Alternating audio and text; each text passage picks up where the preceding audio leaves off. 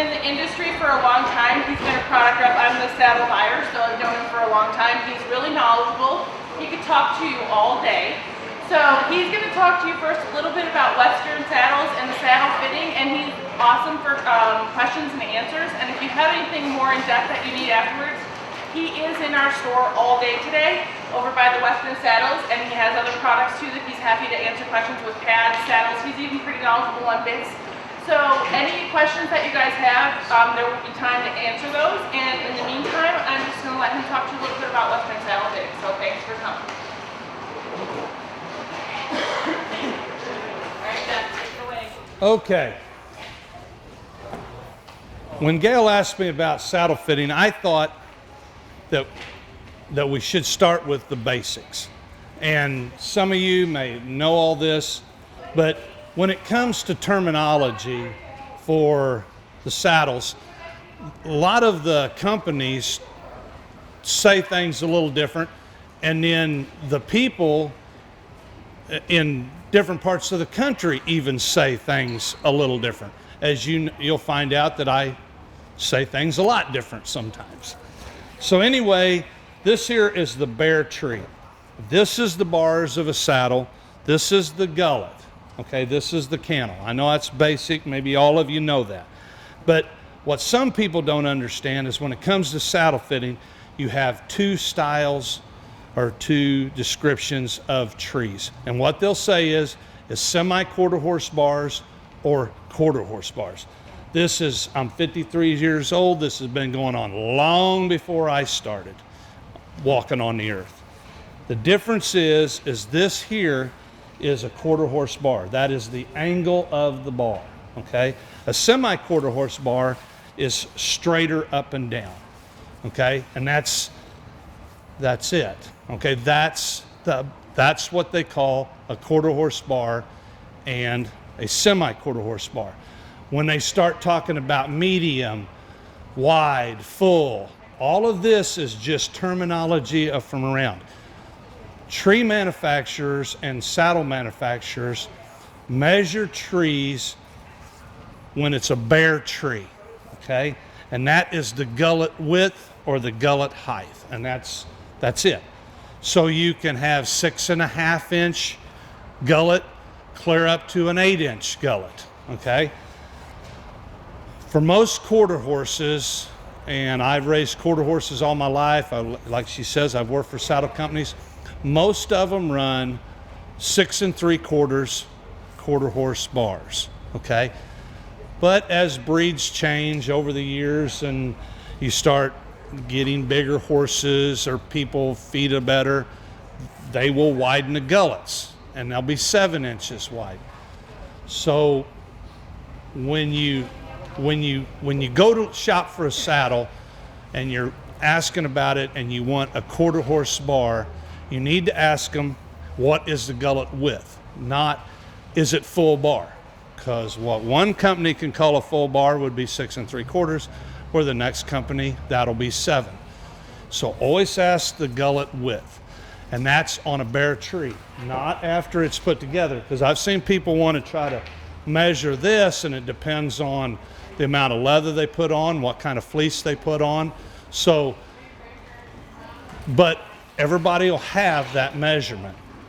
Now, of course, you'll say, well, what about in used saddles? Well, that's kind of, you just kind of have to know trees.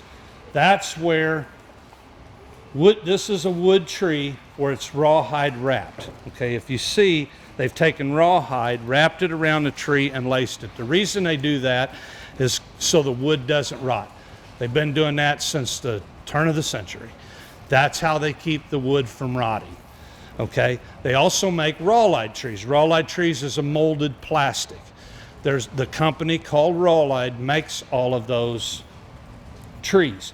Now, before the year 2000, back in the 90s, 80s, when they was rawhide trees, Rawhide only made semi-quarter horse bars. That's the only way they made the trees.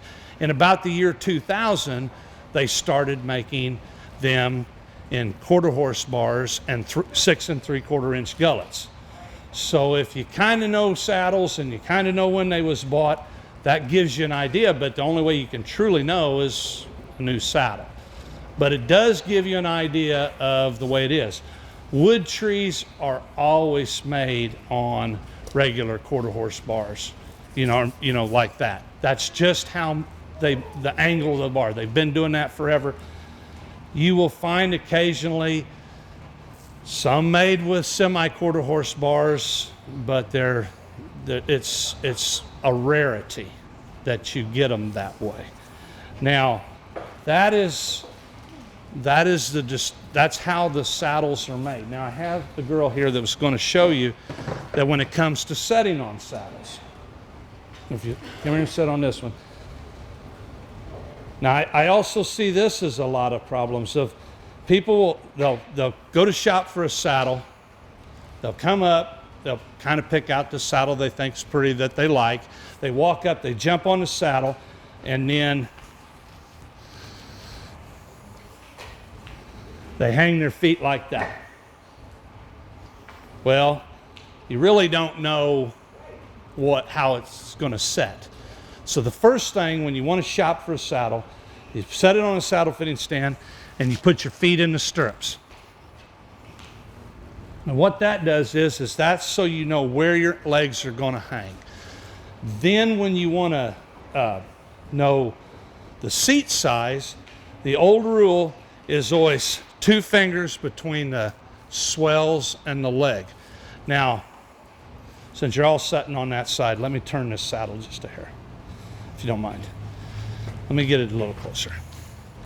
If you guys can see this, I always think it's nice that when somebody comes shopping with a person, and if you look, and this is just so you know, that when you put your feet in the stirrups, if you look, because I went in there and picked her out a saddle, if you look, she is perfectly balanced in that saddle. You see, because all saddles are made with a pocket. So what they do is they take the tree, they wrap, of course, I shouldn't say all because there's some that's made a little different, but they'll build up the front end of a saddle. What that does, it forms a pocket. And you see how she's in a pocket? If she sets, put your feet out of the stirrups a minute. Let's just kind of see if you can slide forward. See, if she was in a saddle that was too small and she's up here, you see how she's not in the pocket of the saddle, and that's how they're made. They're to form in that pocket. Now, sometimes, I wish there was no ladies in here, but sometimes ladies don't like to admit they need to go to the next bigger size. Well, I can't help that. I apologize for that. My wife's inside, that's why I can even say it out loud. But you still have to form in this. Kind of sit down in there with your feet in here. Now, the situation that really bugs me probably the most is people will come in with a little girl, you know, that's like this little lady here. And come here, honey. Do you mind? Let her sit on it. And I understand that you like to buy a saddle for, but you see, like if she had her feet, and of course if it was in here, see how it'd be like 4 fingers. She'd be sliding all around that saddle. You see how that would be like that, okay? Well, yeah, it'd be nice to buy her a saddle that she could grow into, but as she's trying to ride, like, why don't we just buy you an 18-inch saddle? Maybe someday you'll grow into it. You'll flop around while you do it. Maybe I shouldn't have went there, should I? There again, the wife's inside, okay?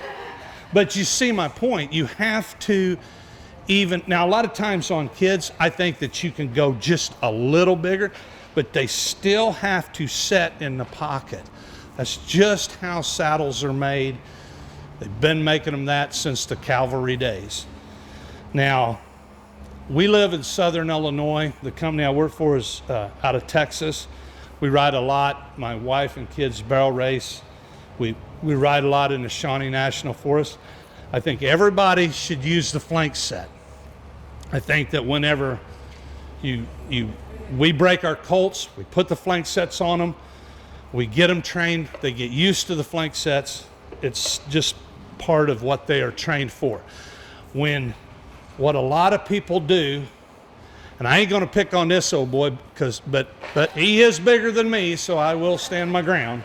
But like me and him, if we're riding and we're loping down the trail, jogging down the trail, doing whatever, and the horse hits the brakes, we're going to jump over here, we shift our weight, we can move a horse.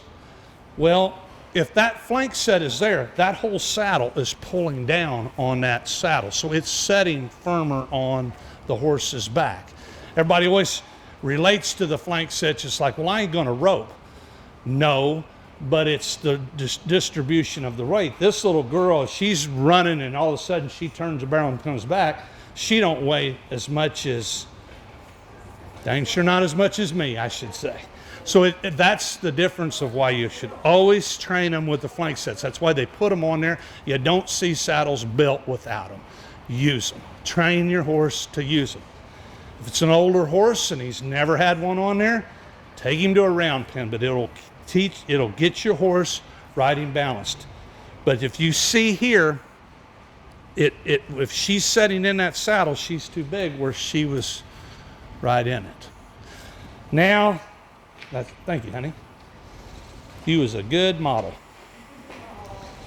Now, the next thing people's going to ask is when it fits the horse. Okay? Now, what you want to look for is if you look, and I know you can't do it absolutely perfect to make it, but if you look, this is kind of the back of a horse. This is his wither. Okay? When you get a saddle, the first thing you want to do is put like a Tabby in there. She said she uses a bed sheet. You know, I use a real thin blanket. Put something down on the horse that's real thin and put your saddle on it. Okay? Now, when it comes up to his wither, like this is his wither. You should have 2 fingers between the wither and your gullet height. Okay? It has to be that. Okay? That's there again.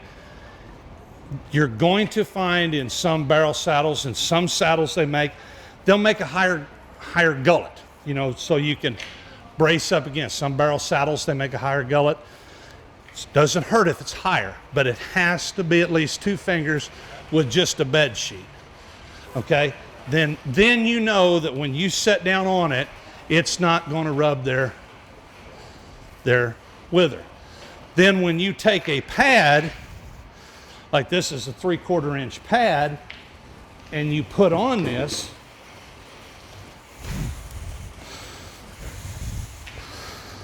like this, now technically between the wither and the gullet height, you're going to have about 3 inches. And that's what they always said on the thing, because it was always 2 to 3 inches on the gullet, 2 or 3 inches that done that. It had to be an old dirt farmer that figured that out. It just had to be. Now, because how that has stood the test of time since my father's father taught me that is beyond me.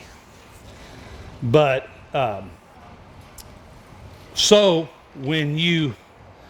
if it's lower than that finger, 2 fingers with just the sheet, you know it's too wide because it's setting down too low. So the angle of the bars is correct, but just the gullet width's too wide. If it's higher, it could be the way the gullet is made, or it could be in the angle of the bars.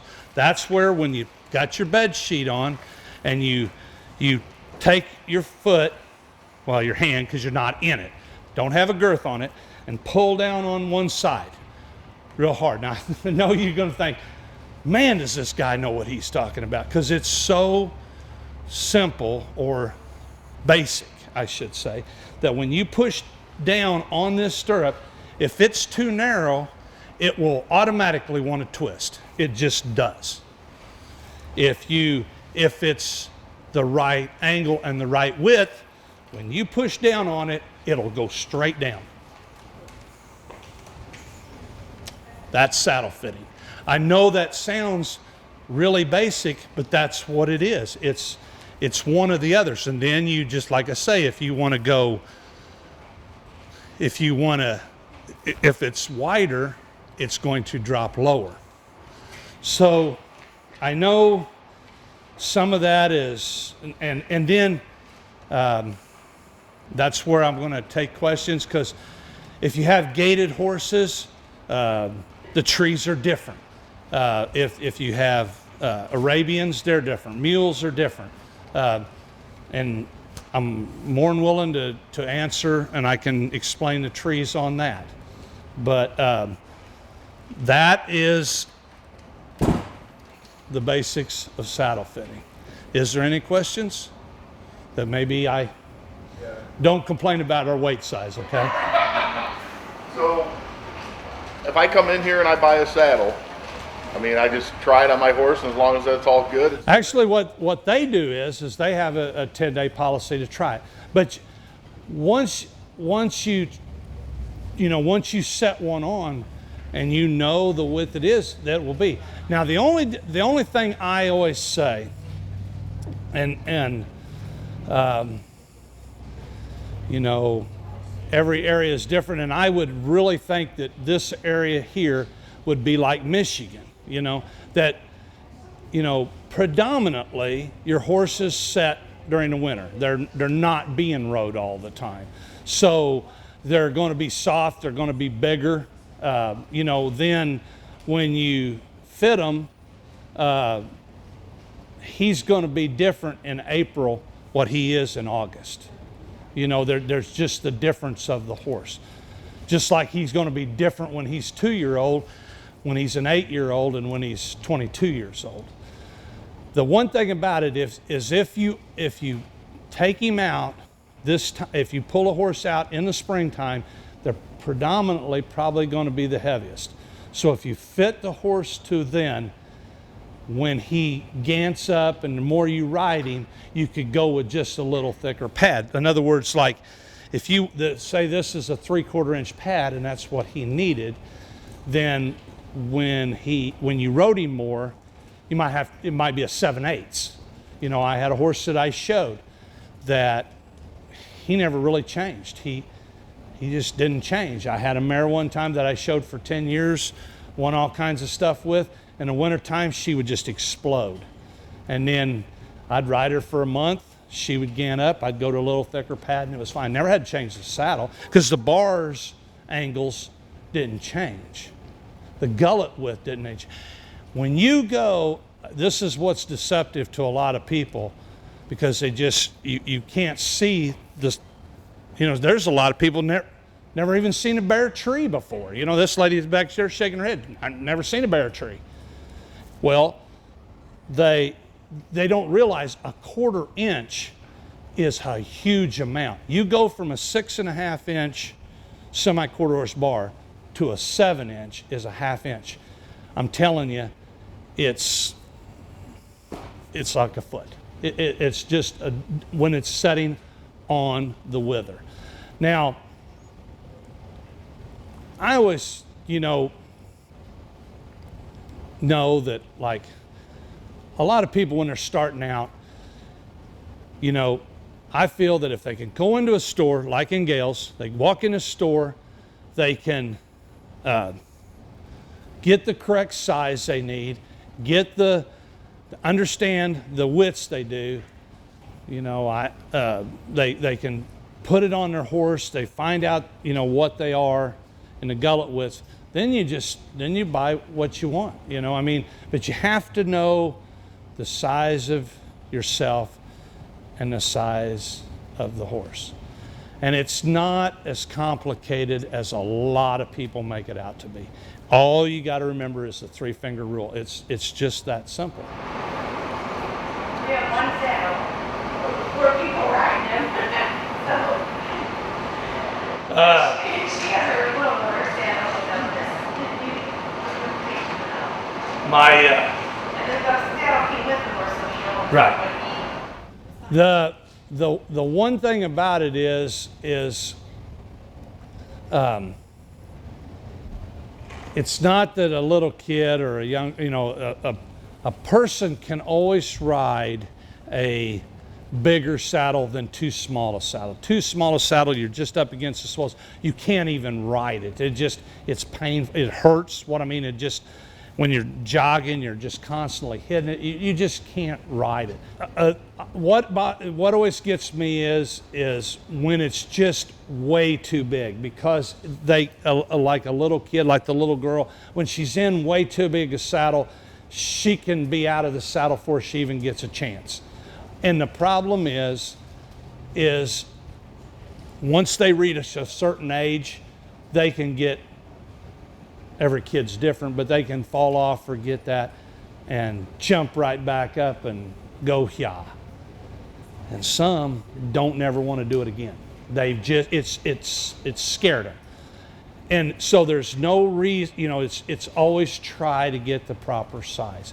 Like, is that your daughter there, the one right beside you? Okay, the girl right beside you, you two could ride the same saddle, but even she's going to have a hard time riding his saddle, because he's going to have to be, a couple of inches bigger than what she is. And once you get that much bigger, it's just hard. It's not that they can't learn it. Back in the old days, families was grateful they had a saddle, So I mean, there's nothing that. But also in the same sense, if you understand the difference of the sizes, then budget it in. It's no different than anything else. Yes, ma'am. Get the sweat patterns on the saddle pad with your big saddle, make sure dry spots, rigid. Okay, the dry spots scenario,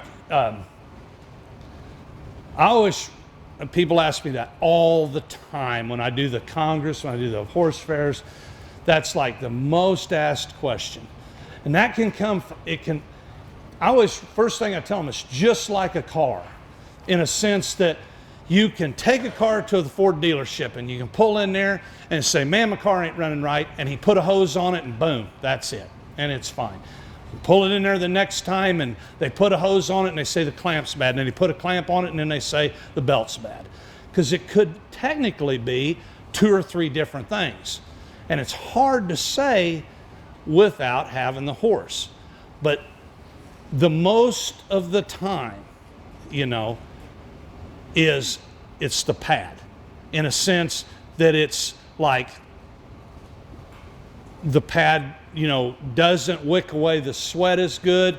It's pinching. Now, it could be pinching. It could be, a lot of times, and this goes against the grain of a lot of people think, they'll get one and it has dry spots because it's up by the withers. So they're like, oh, it's not wide enough. So they want to get a wider saddle and it lowers it down and it just makes it worse. It doesn't, and it says, well, it doesn't happen. They're just going to keep going wider. And what it was they technically, they didn't need to change the width of the gullet. All they needed was to get a pad that wicks away the sweat better, because they'll sweat in it. Now, go talk to somebody else and they could say I'm full of bull monkey. But sometimes you gotta try 2 or 3 different things to do it. And I know that's not the answer you probably wanted to hear, but I always tell people, if you've got that problem, and it's almost always up by the withers, did you have that problem? Or there again, take the pad off, set the saddle on a bare sheet. If the angles, the bars should run right down the meat of the back, okay? And you can look at it when it's real narrow and you can see the bars running right down the horse's back. If they're setting just off, because right in here it should be just off the back a little bit. That's to create the cushion, okay? If it's off of his back a little bit, and you can tell the angle's not, because it's opened in the middle so it ain't touching his spine, it's not in the saddle. Generally, they'll get them right here. That's where it predominantly happens. And that is generally people want to go wider, and they don't need to go wider. They just need to use a little better. What kind of padding do you use? Well, everybody uses a little different. This pad here is a 5-star pad, which is 100% virgin wool. You've got to use the pads are designed to take the cushion away.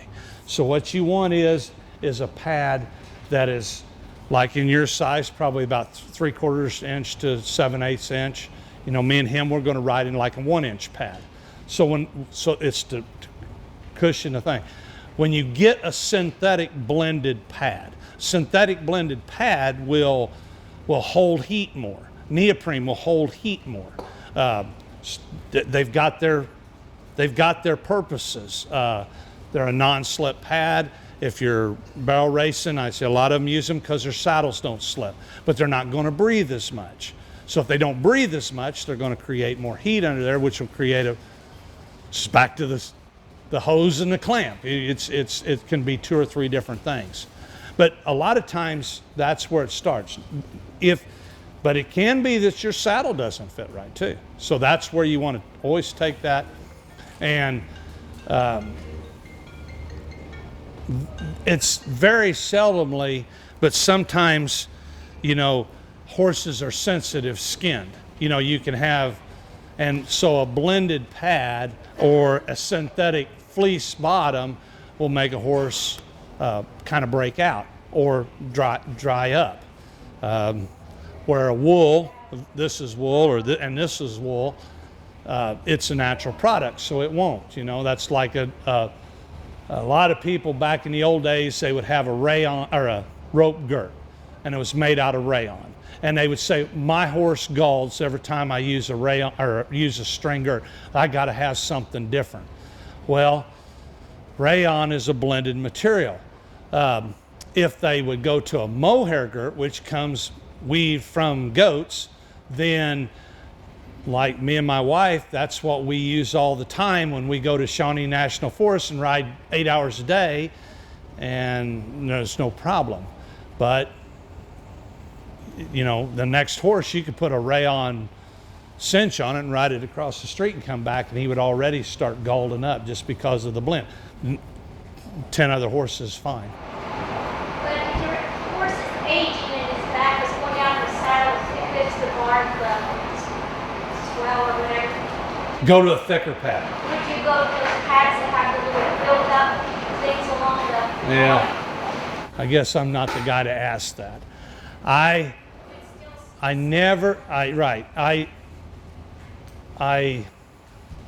I'm just not that familiar with those pads, and I've seen them, and I understand what they're doing.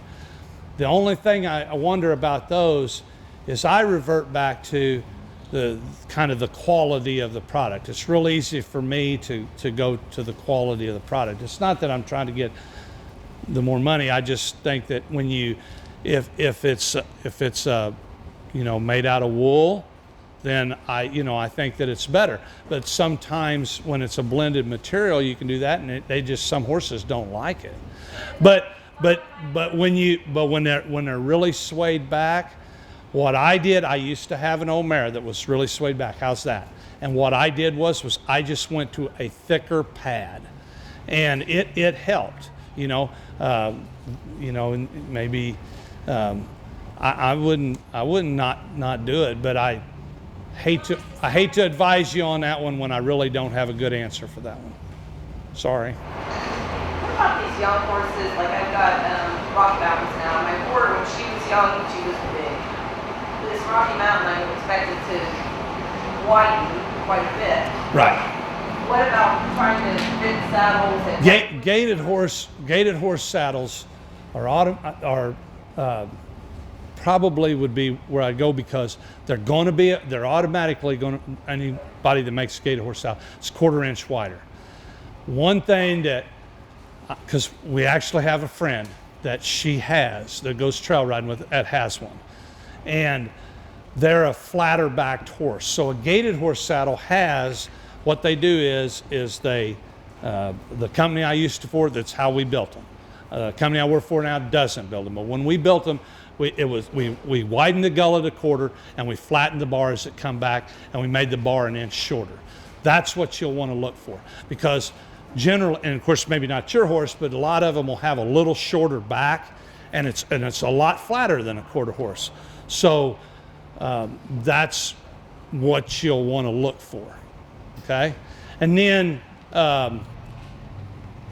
what I always say, because a horse that's a 2-year-old as opposed to when he's a 6 or 7 years old, they're always going to broaden out, especially through the withers. They might not really change a lot in the angles of their back, but they'll gain more in the wither. So you'll want to make sure that it's all, you know, if you don't want it too small when he's a 2-year-old.